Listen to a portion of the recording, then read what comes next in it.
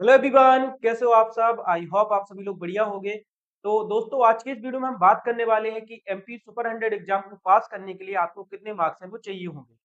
देखो, जो ये एग्जाम है इसमें काफी सारे मार्क्स होते हैं। पहले तो आपके कट ऑफ होते हैं, सेकंड पासिंग मार्क्स होते हैं। तो दोस्तों, इस वीडियो में आपको मैं कंप्लीट डिटेल दूंगा कि आपको पास होने के लिए कितने मार्क्स चाहिए होंगे, आपका सिलेक्शन कितने मार्क्स में होगा। वो सारी चीजें आज के इस वीडियो में हम डिस्कस करने वाले हैं, क्योंकि बहुत सारे बच्चों को इसमें काफी ज्यादा कंफ्यूजन रहती है। तो अगर आप इस वीडियो को पूरा देखते हैं तो आपकी जो कंफ्यूजन है वो पूरी तरीके से दूर होने वाली है।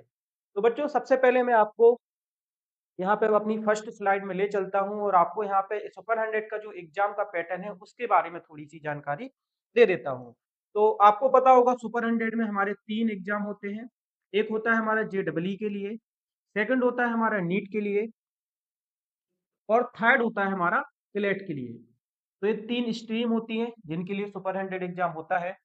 जेडब्ल्यू में बेटा हमारे 3 सब्जेक्ट होते हैं।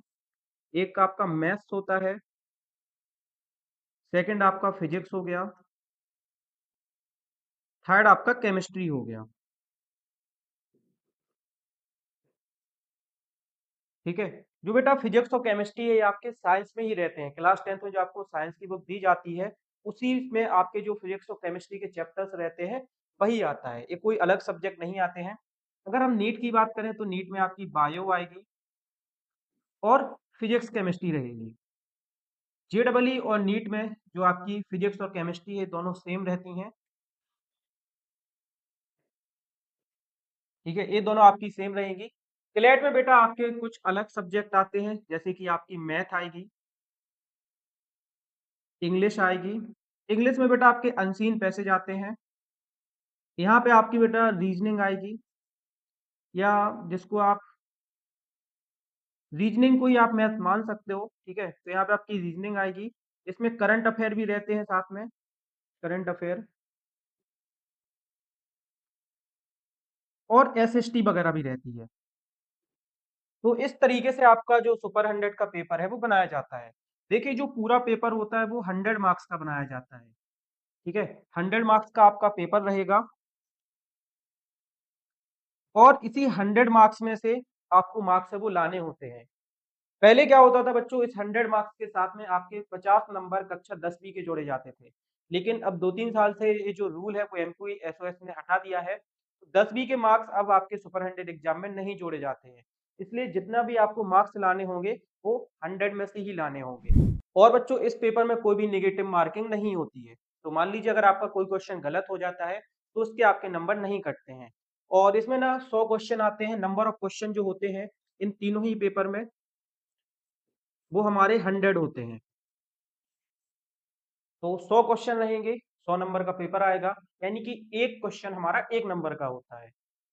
आगे बढ़ते हैं बच्चों। और सबसे पहले देखिए, यहाँ पे हमें पासिंग मार्क्स समझना है कि पासिंग मार्क्स क्या होते हैं।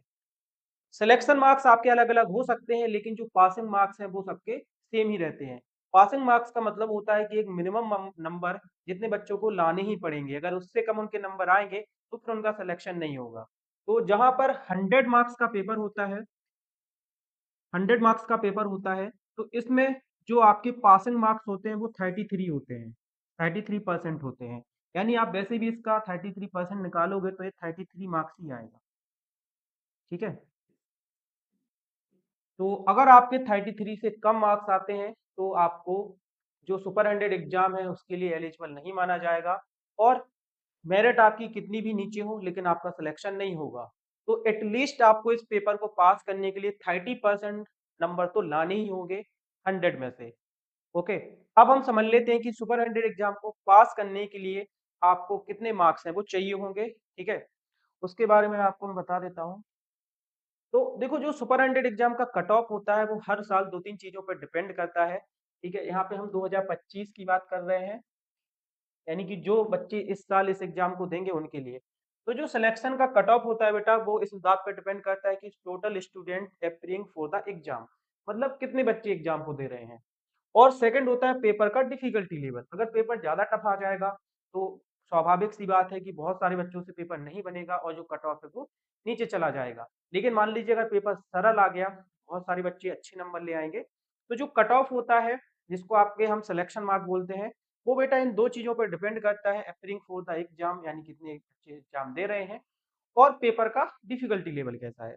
अगर मैं आपको पिछले साल का कुछ आइडिया दूँ, तो पिछले साल ये जो एग्ज़ाम है, वो 20,000 से ज़्यादा बच्चों ने दिया था, है ना? आप 21-22 हज़ार भी मान सकते हो। मैं आपको एक एप्रॉक्स नंबर दे रहा हूँ और पेपर का जो डिफ़िकल्टी लेवल था, वो तो ठीक था, है ना? बढ़िया था।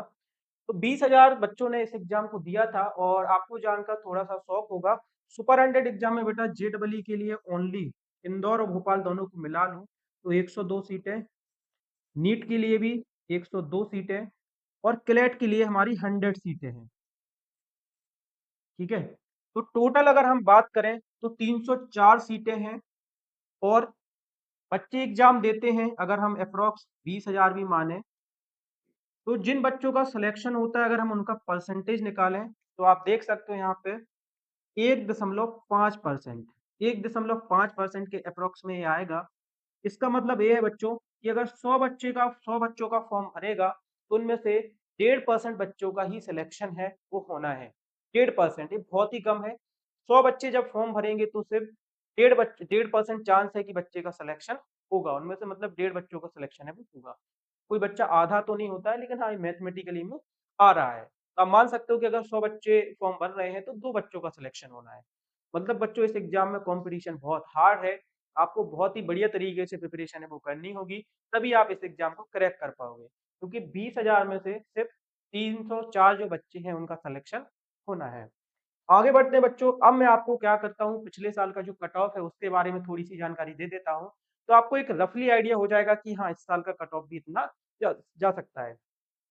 देखो सबसे पहले अगर हम 2022 की बात करें जेईई की, तो इसका जो कट ऑफ गया था हाईएस्ट जो हमारे मार्क थे, हाईएस्ट यानी कि सबसे ज़्यादा जो स्कोर किए थे बच्चों ने, वो 72 थे और जो लोएस्ट थे वो हमारे 51 थे। यानी इसका जो कट ऑफ था वो 51 मार्क्स था। अगर आपके 51 से ज़्यादा मार्क्स आते, तो आपका सिलेक्शन हो जाता। लेकिन यहाँ पे मैं 2022 की बात कर रहा हूँ। इसी तरीके से आप नीट का देखोगे, तो यहाँ पे 79 और 75 है। देखो इसके लोएस्ट मार्क तो 2 या 1 ही होंगे। यहाँ पे 79 और 75 कैसे लिखा हुआ है? तो सिर्फ एक बच्चे के जो मार्क्स थे, वो 79 आए थे। बाकी जो आपकी एक्चुअल में कट ऑफ थी, वो 75 थी। कभी-कभी होता है ना कि बाकी सब बच्चों के 60% रहेंगे और कोई बच्चा 80% बना ले जाता है। 1-2 बच्चे ऐसे होते हैं। तो इस एग्ज़ाम में भी ऐसा था, एक बच्चे के जो मार्क्स थे, वो 79 थे। बाकी जो आपकी एक्चुअल में मेरिट लिस्ट थी, वो 75 से थी, है ना? और जो लोएस्ट थी, वो आपकी 51, 52 थी। क्लेट में बेटा सिर्फ 61 नंबर थे हाईएस्ट और जो लोएस्ट थे वो 40 थे। यानी 2050 में अगर आप आधा पेपर भी करके आ रहे थे, 2022 में सॉरी, तो आपका सिलेक्शन है वो हो जाता। 23 की बात करें तो 23 में बेटा एक बच्चे के सिर्फ 88 मार्क्स थे। बाकी बाकी बच्चों के जो मार्क्स थे वो 76 से थे और जो लोएस्ट मार्क्स थे वो 54 थे इन जेईई 2023। नीट में देखो एक बच्चे के 78 थे, बाकी जो मेरिट लिस्ट एक्चुअल में थी वो 72 से थी और लोएस्ट मार्क 51 थे। क्लेट में भी सेम था 72 एक बच्चे के मार्क्स थे, 67 से फिर एक्चुअल में आपकी मेरिट लिस्ट स्टार्ट थी, तो जो लोएस्ट मार्क थे वो आपके 50 थे। अब आ जाते हैं हम 2024 में। अब आप देखो इन सभी 2022 में या 23 में, इनमें देखो जो लोएस्ट मार्क है जैसे कि क्लेट में 40 है, नीट में 51 है और जेईई में भी 51 है। अब इसी तरीके से आप 2024 पर मूव करो, 22 में यहाँ पे 23 में भी देखो सेम है 54 है, 51 है और 50 है। लेकिन जैसे आप 2022 से 24 में आते हो आप देखोगे कि जो लोएस्ट मार्क है बच्चों को 70 हो जाते हैं। यानी कि सीधे 51 से लेके 70 19 मार्क्स बढ़ गए। यहाँ पे भी आप देखो 20 नंबर यहाँ पे बढ़ गए सीधा 72 हो गया। यहाँ पे सिर्फ 10 नंबर ही बढ़े हैं, है ना? तो आप देख सकते हो कि कंपटीशन कितना तेज बढ़ गया है जेईई और नीट में सीधा 20 नंबर बढ़ गया है और क्लैट में 10 नंबर बढ़ गया है। इसके पीछे का मैं आपको एक बहुत अच्छा सा रीज़न देता हूँ अगर आप समझ पाओगे कि मार्क्स क्यों बढ़े हैं। देखो, हमने जब सुपर 100 एग्ज़ाम की प्रिपरेशन कराना स्टार्ट किया था, पहले हम यूट्यूब पे पढ़ाते थे 2022 और 23 में, ठीक है? हमारे बैचेज़ वगैरह या फिर ऐप वगैरह लॉन्च नहीं हुआ था। तो बच्चों जब हम पढ़ा रहे थे तब सुपर 100 एग्ज़ाम का कट ऑफ है बहुत ही कम जा रहा था। आपके सामने डेटा आपके सामने है, आपको एनालाइज़ करना है। मैं जस्ट अपना पॉइंट ऑफ व्यू बता रहा हूँ, हो सकता होगा कि मैं गलत हूँ। लेकिन जैसे ही हमने 2024 में अपना ऐप को पब्लिक किया, बच्चों ने ऐप से पढ़ाई की, इस एग्ज़ाम की प्रिपरेशन की और बच्चे थोड़ा-सा सीरियस हुए, हमारे साथ में जुड़े, तो आप देख सकते हो इसका सीधा असर कट ऑफ पर पड़ा है। जहाँ बच्चे 50 नंबर में पास हो रहे थे, हमने उनको इतने बेहतरीन तरीके से पढ़ाया, है ना? कि अब जो लोएस्ट कट ऑफ है वो आपका 70 जाने लगा है। देखिए पता है आपको कि सुपर 100 का एग्ज़ाम थोड़ा-सा टफ होता है, पहले बच्चों को पता ही नहीं चलता था, कि इसके लिए कैसे तैयारी करनी है। लेकिन अब बच्चे थोड़े से अवेयर हो रहे हैं, मेहनत कर रहे हैं, हमारे साथ में जुड़ रहे हैं, तो इससे सीधा असर बच्चों रिज़ल्ट पर भी पड़ता है ना?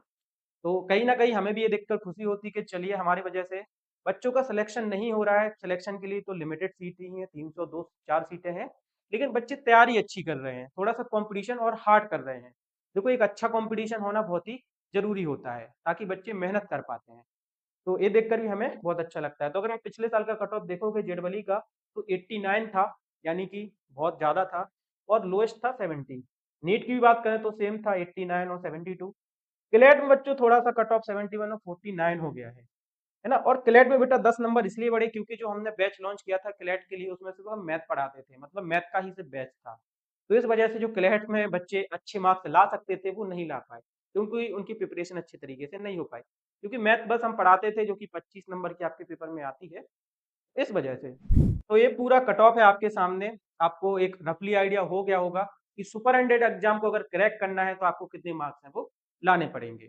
तो बच्चों अगर आपको आज का ये वीडियो पसंद आया है तो वीडियो को लाइक कर देना और अगर इसी तरीके की और वीडियोज़ आप देखना चाहते हो तो चैनल को सब्सक्राइब कर लेना। साथ ही आप मुझे कमेंट सेक्शन में बता सकते हो कि 2025 के लिए सुपर 100 एग्ज़ाम का कट ऑफ है वो आपके हिसाब से कितना जा सकता है? तो कमेंट करके ज़रूर बताना कि कट ऑफ है 2025 में कितना जाएगा? तो मिलता हूँ आपके साथ एक नई वीडियो में, तब तक के लिए जय हिंद, वंदे मातरम।